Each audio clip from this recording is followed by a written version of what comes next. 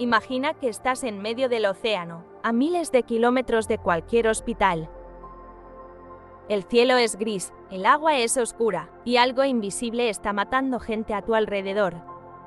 Esto no es una película, esto ocurrió en abril y mayo de 2026. Un crucero expedicionario zarpa de Ushuaia, Argentina, el 1 de abril. A bordo hay 147 personas, pasajeros y tripulantes de distintas nacionalidades. El destino final es las Islas Canarias, España, un viaje largo, remoto, hermoso. La ruta cruza lugares que pocas personas en el mundo han visto. Georgia del Sur, Tristán de Acuña, rincones del Atlántico Sur donde el viento golpea fuerte y donde los roedores silvestres de la Patagonia Argentina llevan consigo algo mortal. Se llama hantavirus, y la mayoría de la gente nunca ha escuchado ese nombre. No se transmite por el aire como el COVID, no se contagia con un estornudo en el metro. Normalmente lo contraes al inhalar partículas de heces o saliva de ratones silvestres infectados. Limpias un galpón abandonado, acampas cerca de una madriguera, respiras sin saber lo que respiras. Y días después, semanas después, tu cuerpo empieza a destruirse desde adentro. Fiebre alta, dolores musculares intensos, dificultad para respirar que no cede. Hasta que los pulmones se llenan de líquido y el corazón empieza a fallar. Se llama síndrome cardiopulmonar por hantavirus, y su tasa de mortalidad puede superar el 40%. No hay tratamiento específico, no hay vacuna, solo soporte médico intensivo, y esperar. Ahora bien, existe una cepa particular de este virus que lo hace diferente a todas las demás. Se llama cepa Andes, y es endémica del sur de Argentina y Chile. Es la única cepa de hantavirus en el mundo capaz de transmitirse de persona a persona. No necesita un ratón como intermediario, solo necesita contacto estrecho y prolongado. Compartir un camarote, compartir el aire de una habitación cerrada durante horas. Atender a un enfermo sin el equipo de protección adecuado. Y fue exactamente eso lo que ocurrió en ese crucero en medio del Atlántico. La hipótesis más sólida de la Organización Mundial de la Salud es la siguiente. Uno de los pasajeros, el que sería llamado el paciente cero, realizó una excursión en la Patagonia antes de embarcar, una caminata, una observación de aves, algo completamente inocente en apariencia. Pero en algún momento de esa excursión, respiró lo que no debía respirar. Abordó el barco sin síntomas, sonriendo, con su equipaje, con sus planes de viaje. El hantavirus tiene un periodo de incubación de entre 1 y 6 semanas. Durante ese tiempo, la persona infectada no sabe que lo está, no tiene fiebre, no tiene tos. Comparte comidas, conversaciones, espacios cerrados con otras 146 personas. Y el virus viaja con él, silencioso, paciente, invisible. Cuando los primeros síntomas aparecen, el barco ya está lejos de Argentina. El médico de a bordo atiende los primeros casos pensando en un cuadro respiratorio común. No tiene equipo de protección extrema porque nadie esperaba esto, nadie podía esperarlo. Pero el virus no distingue entre culpables e inocentes, no distingue entre médico y paciente. Los casos se multiplican, primero 2, luego 4, luego 8. 5 confirmados, 3 sospechosos, y 3 personas que ya no respiran. Una pareja de holandeses, un ciudadano alemán, muertos en medio del océano. Sin hospital, sin unidad de cuidados intensivos real, sin despedidas dignas. El capitán del barco lanza la señal de emergencia, la Organización Mundial de la Salud es notificada, y entonces comienza la segunda crisis, no la del virus, sino la de la decisión.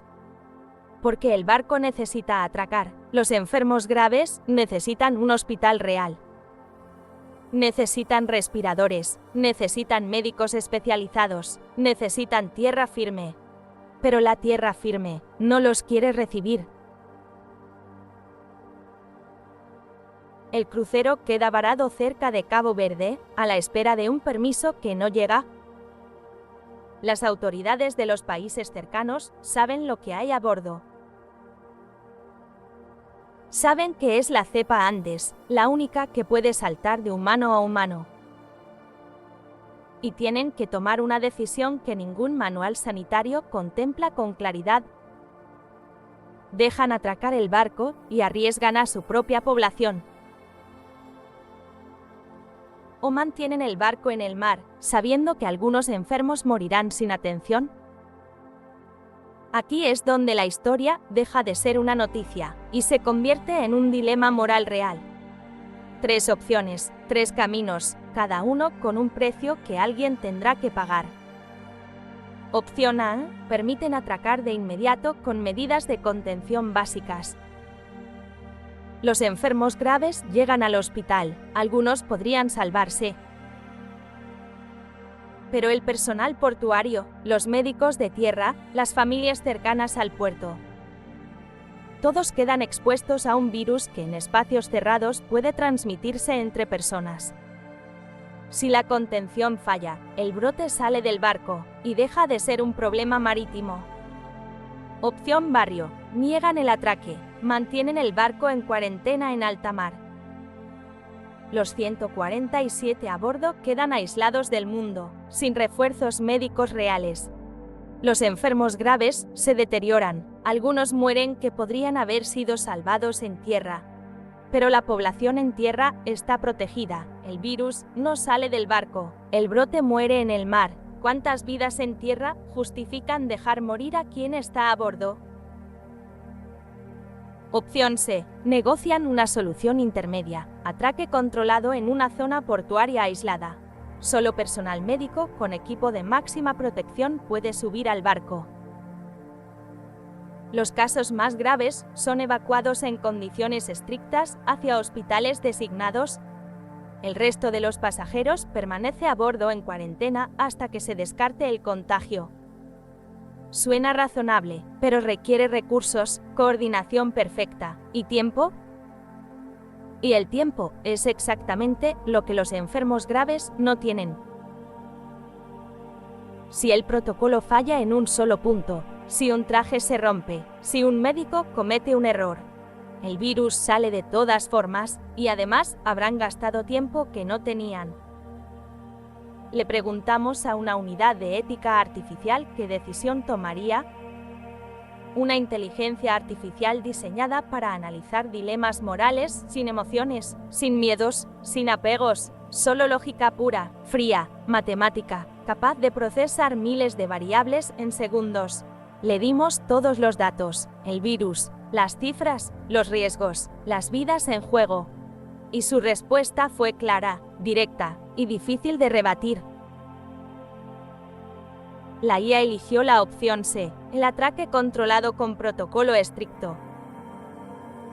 ¿Por qué? Porque la IA no elige entre salvar unos y sacrificar otros si existe una tercera vía. La opción A, según la IA, representa un riesgo inaceptable e innecesario.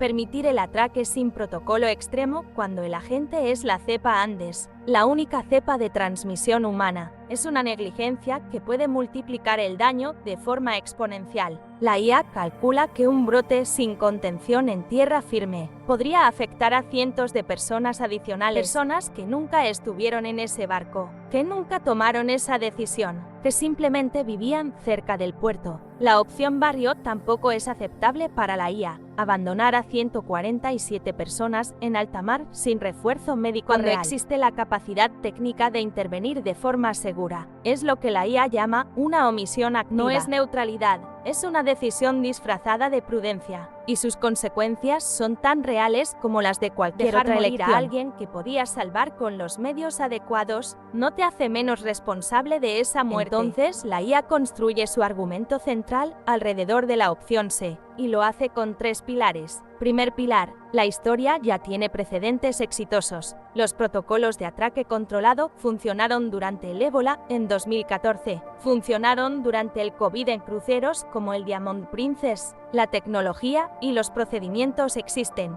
no son una apuesta ciega. Segundo pilar, la cepa Andes no se transmite por el aire libre, requiere contacto estrecho y prolongado.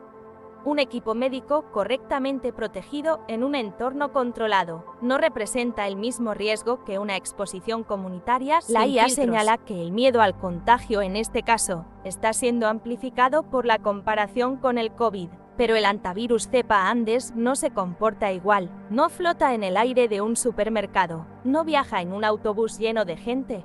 Tercer pilar, el costo moral de la inacción es calculable, y es alto. Cada hora que el barco permanece varado en alta mar sin refuerzo médico real, aumenta la probabilidad de muerte entre los enfermos graves a bordo. La IA calcula que retrasar la evacuación médica más de 48 horas, en casos de síndrome cardiopulmonar severo, puede reducir las posibilidades de supervivencia a menos del 30%. La conclusión de la IA es contundente. Negar el atraque controlado no es proteger a la población, es elegir que mueran los que ya están enfermos, para evitar un riesgo que con los medios correctos puede ser gestionado. Y esa elección, dice la IA, no es sanitaria, es política, es miedo, y el miedo no es una estrategia de salud pública. La IA cierra con una frase que resulta imposible de ignorar. Una sociedad se mide no por cómo protege a los sanos, sino por cómo trata a los que están atrapados en su peor momento, sin haber hecho nada malo. Pero hay algo que la IA no puede calcular, el terror genuino de los habitantes de ese puerto. La madre que no quiere que ese barco atraque a 3 kilómetros de donde duerme su hijo. El trabajador portuario que sabe que él será el primero en la línea de exposición. El político que sabe que si algo sale mal, él será el responsable ante toda una nación asustada. Eso no aparece en ninguna ecuación, eso solo lo siente un ser humano. Entonces te pregunto directamente a ti. ¿Crees que la IA tiene razón al elegir la opción C, el atraque controlado con protocolo estricto? ¿O harías lo mismo que las autoridades que mantuvieron el barco varado, eligiendo proteger primero a los tuyos, aunque eso signifique dejar morir a otros? ¿O elegirías la opción A, abrir el puerto sin condiciones, porque ninguna vida a bordo merece esperar un protocolo? Vota en los comentarios, escribe A, B o C, y cuéntanos por qué tomaste esa decisión. Si este video te hizo pensar, dale like y suscríbete para no perderte el próximo dilema. Este video está basado en un hecho real ocurrido en mayo de 2026, el brote de antivirus a bordo del crucero MV Ondius.